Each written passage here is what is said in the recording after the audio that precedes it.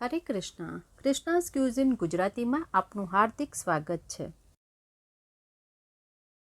દરરોજ આપણે બ્રેકફાસ્ટમાં ઠાકોરજી માટે અલગ અલગ પ્રકારના વ્યંજન બનાવી અને ઠાકોરજીને ભોગ લગાવીએ છીએ.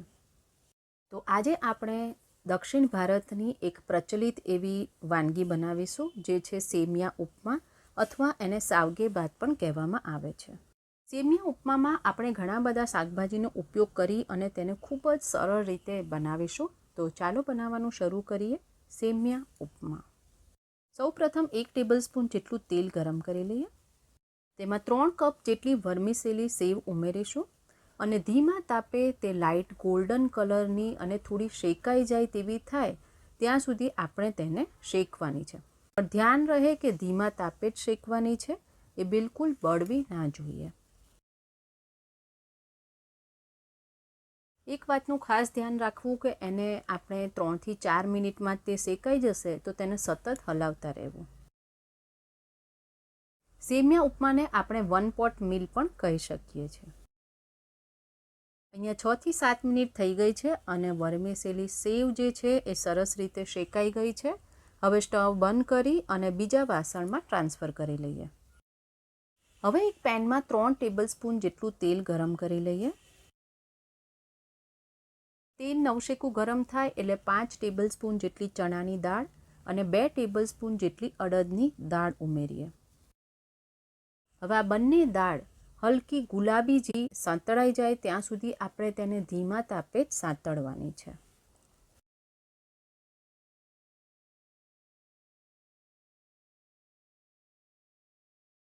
હવે બંને દાળ સાંતળાઈ ગઈ છે. હવે 1 ચમચી જેટલી રાઈ, 1 ચમચી જેટલું જીરું, અડધી ચમચી જેટલી હળદર, 5 ચમચી જેટલી હિંગ, 3 થી 4 ઊભા સુધારેલા લીલા મરચાં અને થોડા મીઠા લીમડાના પાન ઉમેરીને સાંતળી લઈએ.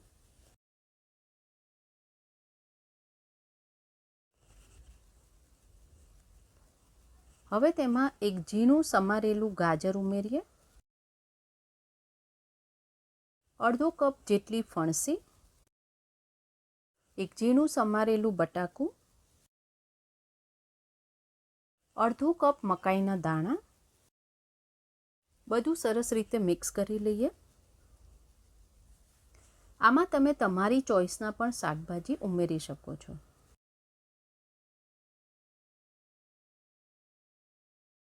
હવે તેમાં સ્વાદ પ્રમાણે મીઠું ઉમેરી અને તેને મિક્સ કરી લઈએ.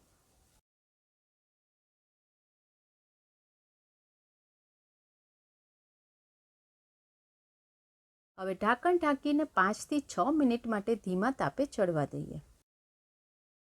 5 થી 6 મિનિટ થઈ ગઈ છે. એકવાર મિક્સ કરી લઈએ. શાકભાજી જે છે તે અધકચરા ચડી ગયા છે.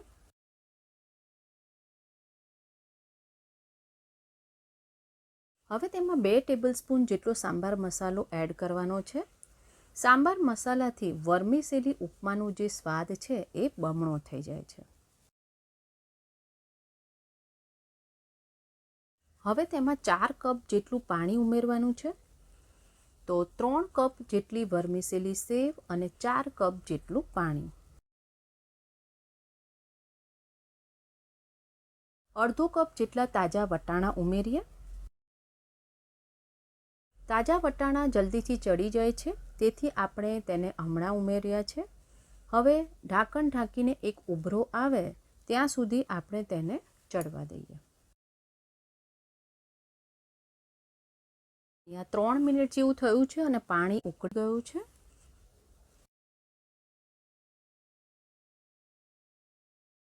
હવે આપણે જે સેવ શેકીને રાખી હતી, વર્મિસેલી સેવ, તે બધી જ આમાં ઉમેરી દેવાની છે. મિક્સ કરી લઈએ અને તેને ધીમા તાપે જ્યાં સુધી સેવ બધું જ પાણી એબ્ઝોર્બ કરે ત્યાં સુધી આપણે તેને ચડવા દેવાની છે.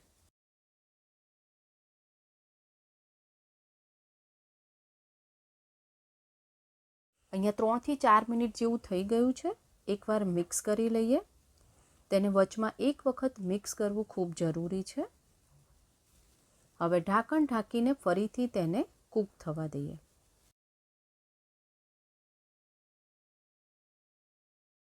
ટોટલ અહીંયા 7 થી 8 મિનિટ થઈ ગઈ છે અને વર્મિસેલી સેવ જે છે એણે પાણી બધું જ એબ્ઝોર્બ કરી લીધું છે.